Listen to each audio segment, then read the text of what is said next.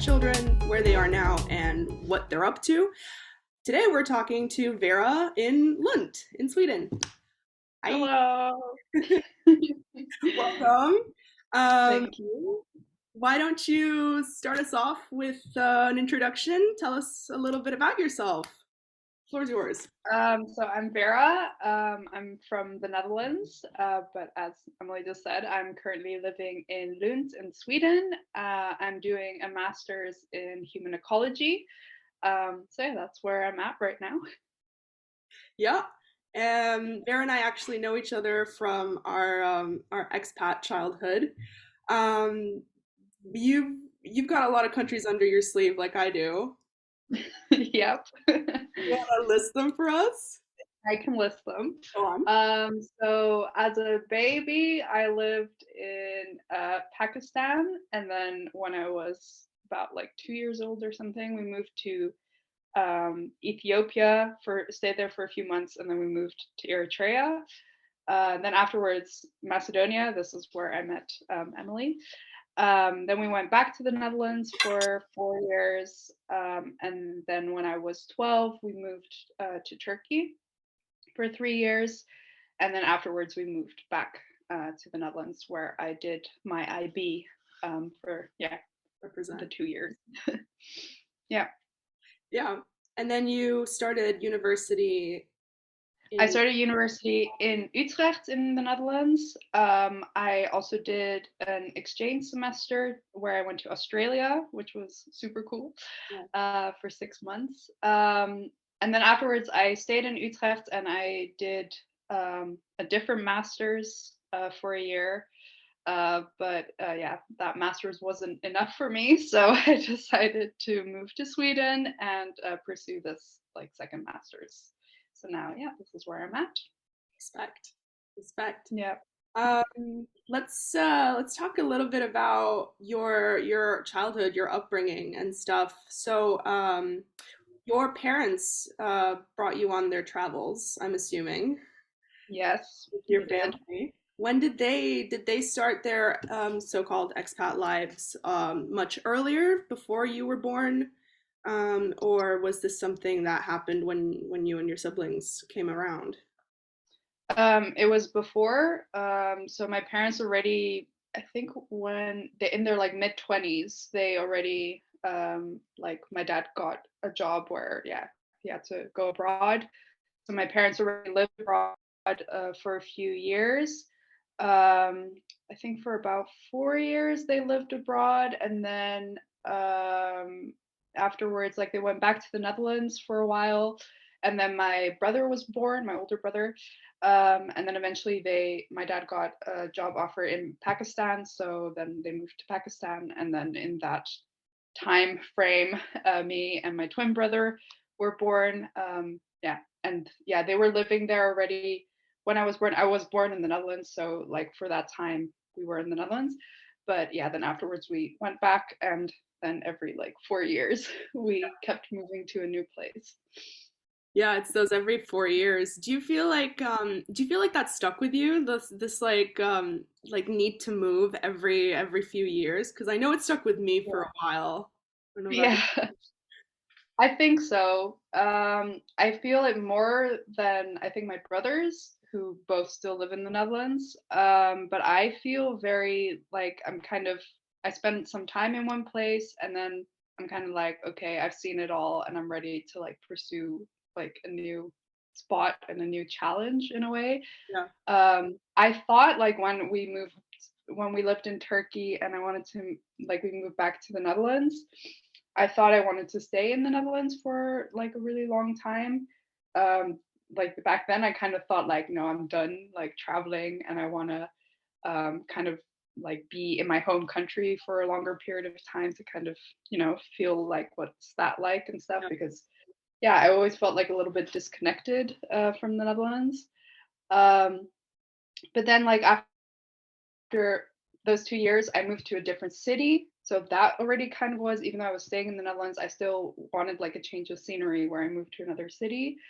But then even then, like I was like, when I was able to do an exchange semester, I was like, oh, I want to take this Absolutely. opportunity and go as far as possible. So yeah, that's why I went to Australia. And then yeah, after being in, I lived in Utrecht for 5 years. I also was like, I don't know if I want to stay in Utrecht to work. So that's also why decided to do this master's, and this master's as well noon had already been on my mind when I graduated high school. So it was always kind of like, oh, I would love to move to Sweden for a while. And I had been here a few times before because my dad worked here for 5 years. So yeah, that's also why I was like, I had this urge again to be like, I want to go abroad and like experience like a new place. So yeah, definitely. It's very cool. Do you do you feel like this urge or this itch to move and to see new places, um, how do you think that's affected like your identity, your view of, I don't know, family or home or like your relationships with other people? Yeah. Um, I feel like that's quite like a tough question, and it also like fluctuates like a lot. Because when I'm in the Netherlands, like I don't feel very Dutch, but then when I'm abroad, I feel more Dutch, Yeah. which is kind of an interesting like like kind of like an identity crisis in a way. Um, Especially in the Netherlands, sometimes I felt a bit like out of place that like also like when I was getting more Dutch friends that I couldn't really connect with them as much because I never really grew up in the Netherlands and didn't really get like the pop culture from when we were kids. Like sometimes people would bring up like, oh, remember when we were kids and we would watch Oh my this or God. like we read these things and I'm like, no, I don't have that. And I Oh think my it's also God. very interesting. Like now I have a friend who's from the US and she sometimes brings up stuff from like when she was younger, like pop culture stuff. And I relate to that more than I do to like Dutch like pop culture. Yeah, yeah. Um so then also sometimes I think like I feel like then in that sense I'm like more American, even though like not at all. Like I Accent have as never lived well, there. like it throws Accent as well. people off. Yeah. I Yeah. mean, we've experienced this so much that people thought that we were American just because we grew up in this international community. And Yep. Yep. yeah, Yep. so yeah, it definitely kind of shapes your identity for sure. But I don't see it in a bad way. Like, I think it's also like a super cool thing. And I'm also super grateful, kind of, that like also towards my parents that I did have this childhood and that I really like was able to experience like different places while being a kid because I think that's also kind of important to like understand like the world and everything. So yeah, it's definitely been for me personally been a good influence like on my identity. For sure, for sure. I like that. I like that view of it. It is definitely something to be grateful for. I mean, we saw so much of the world at such a young age, and then you meet I don't know, you meet other people, you talk to your friends, and they're just sometimes left in awe about Yeah, the places you've been and the things you've seen, and you're just like, I don't know, to me at least, I've internalized it so much and I feel like it's normal, but I have to remind myself that it's not normal. And I actually grew up quite privileged in that sense, and yeah. it's like a crazy revelation every single time for me, at least. Yeah, exactly. Yeah, no, I really feel that as well. Yeah. And about like fitting in at home, like it feels like there's an identity placed on you sometimes, at least like when you relate to foreign pop culture more than your home place, and you're like, is this who I am really? Like, I don't know. Do you feel Yeah. like there's also a language barrier sometimes when you're back home with your Dutch friends? Yeah. I feel like with my Dutch friends, like, because they know my background, I just don't like. Of course, I still think about it that like when I make because I do make a lot of mistakes in Dutch. Yeah. Like that's a given, kind of with this. But I because I know that they know my background, I'm not like too embarrassed by it, and I do feel like last year when I was in a master's where I really was surrounded with a lot of Dutch people and I kind of had to speak Dutch like a lot. Also sometimes when it came to like academic like talking, we would also sometimes speak in Dutch. I noticed that over time my Dutch was getting better and better. Um, so then the language barrier was kind of like less, like getting less. But I do sometimes feel it with like if I'm in a more like professional setting or something, and I need to like speak Dutch to people, I get like really self-conscious. And then when I make mistakes, I also get really annoyed with myself, even though it's okay, you know, like everybody makes mistakes. Like in English, I also make so many mistakes, but it's like I never think about it. Yeah. Um, but then now that I'm in Sweden and like most of my friends are international, I speak a lot of English. I am noticing that my Dutch is like deteriorating again, and when I like talk with my like family on the phone and I really have to speak Dutch a lot, I sometimes like mix in so many like English words and stuff. Also with like friends here that are Dutch, I also like always need to make that shift in my head, like, oh my god, I need to speak Dutch again, but sometimes the words just don't come to me. Um, so that's always really interesting. But then I also have it kind of in the reverse, because then if I have spoken like Dutch a lot, then it like I start getting used to it again, and then I start in English. I like forget words, and Yeah. then I'm bringing in Dutch words. So yeah, but with like language barrier, I feel like it's not really that big of a deal, and especially with Dutch, because Dutch is quite like influenced by English, and I know with my friends as well that they also incorporate a lot of English words into their like talk. And yeah, so it's like it's okay. Yeah. But Yeah. yeah, sometimes it can be a little bit embarrassing when you're just there like, yeah, I'm Dutch, but my Dutch is not like the best. Like my English is better than my Dutch. Yeah. You mentioned, of course, I know, but for our viewers, you mentioned that you have brothers. Um, how did they, if you know, how did they find the whole, moving around, living abroad thing? Did they see Um, it or different experiences? yeah, it's actually a good question. I feel like we never really talk about this because it's just like so normal in our family, that like this was our childhood. I do know that like my older brother struggled a little bit more like in his teen years, not wanting to like move around as much. Mm, Um, but understandable. yeah, I feel like we maybe also because we had each other, it was always okay. And I mean, I'm also really lucky that I have a twin brother, and we were always like in the same class or in the same like kind of friend group.